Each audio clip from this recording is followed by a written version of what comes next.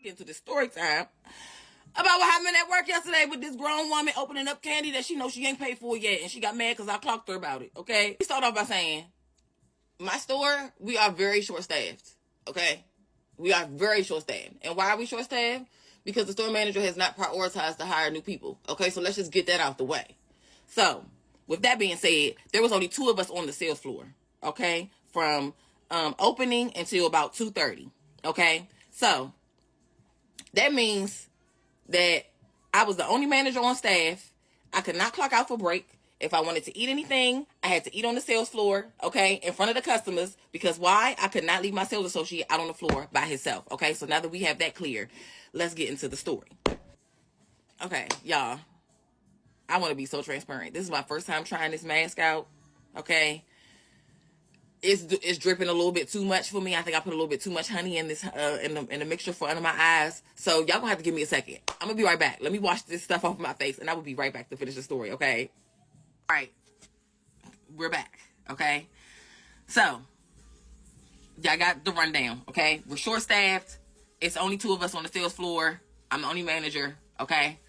So I come from the back, checking 2 SKUs because it was 2 items on the sales floor that did not have prices that I had to get for 2 different customers, okay? By the time I come back to the register, it's a very long line. Now, on my register, there's a open package of Reese cups. And I'm like, whose is this? And all the customers in the line is like, they ain't know who it belonged to. So because I didn't know who it belonged to, I held it up and I said, dear customers, whoever this belongs to, please, there is no eating on the sales floor. We just got the carpet clean, okay? Now, an older lady that's about old enough to be my granny, she says, I opened it. I ate it. It's in my stomach and it's nothing you could do about it. So I said, okay, ma'am. Thank you. All right, ma'am. But please, there's no eating on the sales floor. Again, we just got the carpet clean. And I left it at that. Okay, so now she's in the line yelling at me. Mind you, my granny is right there. And she was like, the lady's yelling at me. And I didn't know. I'm down, like ringing the customers up, like I said. Okay, so I look up as soon as she was like, you are disrespectful. You were yelling at me and da-da-da-da, woo, woo, woo, woo, woo. So I looked up at her and I said, ma'am, I was not yelling. I was projecting my voice. And I didn't know who opened the candy. I just wanted the customers to know that there's no eating on the sales floor. And then I was like, and ma'am, I would not disrespect you. And I was like, and furthermore, I definitely wouldn't disrespect you in front of my granny. I wouldn't disrespect my elder in front of my granny. The most ghetto thing I've ever seen is my childhood best friend and his little brother get beat on his little brother's birthday. So his mom bought him this nice ass bike. And keep in mind, she's a single mother. So she worked hard for that bike. She showed him the bike early in the morning and went to work, as single mothers got to do. And the whole neighborhood was like a family. Since we knew it was little bro's birthday, we all slid, sang him happy birthday at like 10 in the morning. By 11, little bro was going to Target to go buy spray paint. He bought gold spray paint to spray paint his bike. Keep in mind, this is a nice bright orange mongoose. So they spray painted it. Shit looked ghetto as hell. It was this chrome gold. He's riding it, bragging. Ain't nobody fucking with it. But he's bragging about it. And his mom pulled into the driveway at like 3 o'clock. We're all just happy, hee hee ha ha. She gets out the car. She says, y'all, get in the fucking house. I kid you not, we're still in the driveway. As soon as she shut the door, we hear them screaming. And me and bro, our townhouses were connected. So I went back to my house on some nosy shit and just heard him getting whooped like crazy. Crazy beats. This is a story time about how I was held hostage for 8 hours at a guy's house that I was dating because his baby mama was outside cutting up with the kids. So we left off on Valentine's Day. He went all out for me. And then it turned around and he showed his you-know-what. He showed his you-know-what. He showed all of his hands. All his hands he was trying to play, all the cards he was trying to play, when I saw that thing in the bathroom hanging on the shower rod that only I would have used. So what we doing? So, I'm going nutsos because we just had the most grand time. And, that's a very conflicting energy because on one note, I'm so happy about everything that he just did and how he's made this day such a special day for me. And then on the other end, I'm like, what the heck? Why is my house shoes hidden in this closet? Why are some of my belongings hidden in this closet? And why the heck was somebody else using my stuff? So, I'm like, oh, no. So I'm already trying to head out this door. So he begging, he pleading. He getting on his knees, he pleading, he like, no, it's not what you think. I just moved that over there because I had washed this and I washed that and I'm like, but why did you have to wash it if I hadn't used it? I hadn't been over here to use it, so why did you have to wash it? And he like, because, you know, I had spilled something on it, the kids had spilled something on it, so I washed it. So y'all know he got more excuses. This was Mr. Excuse. We ain't even gonna call him Mr. Roses. We gonna call him Mr. Excuse. This person had all of the answers. Anytime I would question anything, this person had all the answers about why something was there. You know, what's happening, how it was. Now, mind you, I never had no hardcore proof about stuff. I always had speculations. Now, that being there and being used was hardcore proof because why was it used? But again, he's talking about the kids spilled something on it. Do you think I'm boo-boo the fool? Who do you think I am? Okay? Because I don't believe you. I don't believe you. But here I am. I'm mad. I'm over this. I'm like, you know what? I'm so done with this. So that completely ruined my Valentine's Day. He like, you all I got, please. He begging. Like, please, we just got back to a good space. Mind you, remember we took that time off too. So he tried to bring that up. Like, you told me you didn't want nothing to do with me no more. And and I would never do that. But you weren't talking to me. And, you know, so I just want you to put that out there. Like, you keep putting space between us. And So, you know, he trying to hold me accountable for how I keep pushing him away, but I'm pushing him away because I'm not feeling secure in the connection. I'm feeling like something's off, okay? And you know it was. In the end, something was off. So I was trusting my intuition. So I was just trying to figure it out. I was dealing with him, but I was figuring out as I go, like we do with most people. But now I'm much wiser, so it don't take me that long to figure it out, baby. I know just like this, okay? But anyway, so basically we arguing, whatever, is going like that, right? So I'm saying I'm done,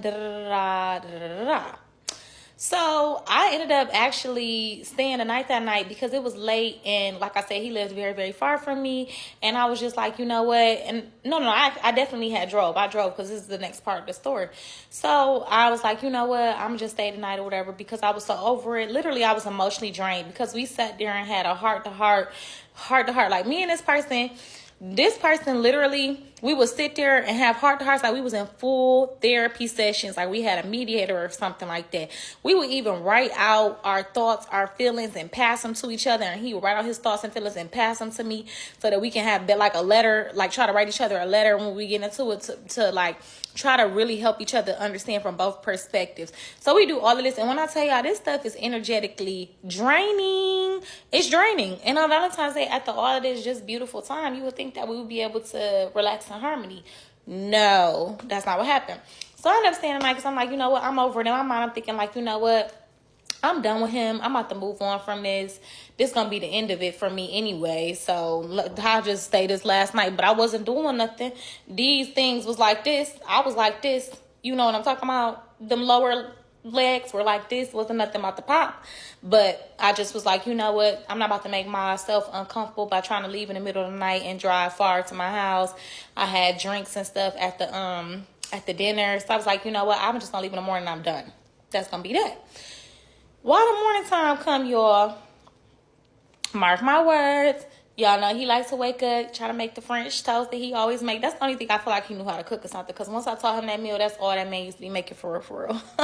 Had the hookah rolling, had the music going, I try to set a mood. But I'm still not feeling it. We talked a little bit that morning about what happened, Actually, I don't wake up early, so it was more so afternoon.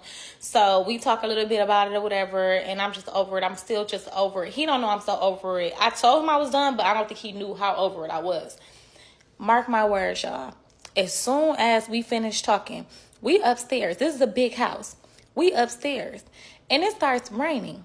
Before it starts raining, no, actually right before it starts raining, I guess he heard a car pull up outside. Y'all won't believe who was outside in the car. The baby mama was outside in the car. So she pulls up to the house, and she never even came to knock at the door. I guess looking back, what happened was she had been calling his phone and he wasn't answering the phone. Mind you, it was Valentine's Day and, he with me. So she was blowing his phone up and I guess he wasn't answering the phone. So she decided she gonna pull up. So here I am, I'm in the house. I don't even know what's going on. All I know is I'm about to start packing my stuff because I'm about to go on ahead to my house and I'm already decided I was gonna be moving forward from him. Well, do you know that when he look out the window, I could just see he kind of got nervous. And I'm like, everything okay? Because I don't know who's out the window. I don't know what car's out there because I'm packing my stuff up and minding my business. It's a regular day. He starts looking nervous, like he done seen a ghost outside, out his window. We're upstairs. He's looking outside the window downstairs. So I'm like, is everything okay? He like, and then he like just peeking out the window, like trying to peek like this, like looking like he don't know how he about to handle this. And I'm like, you good? He like, yeah, my baby mama outside, man. She tripping. She been blowing my phone up. I'm like, what? I'm like, why is she outside? I'm like, okay, are you gonna go out there and talk to her? He like, no, she just been blowing my phone up. I mean, hold on. So then I don't know if he like decide he gonna text or what he decide he gonna do. He definitely didn't call that girl back. I think he started like trying to text her or something like that. I don't know. I think he tried to text her, and like I'm just looking like, what is this? This is ghetto, and this is drama, and this is something that I'm not about to be a part of. So I'm just gonna go on and leave. That's what I started packing my stuff even quicker because I'm like, yeah, I'm about to go on and go home. Stay tuned for the next part so y'all can know what happened right after that.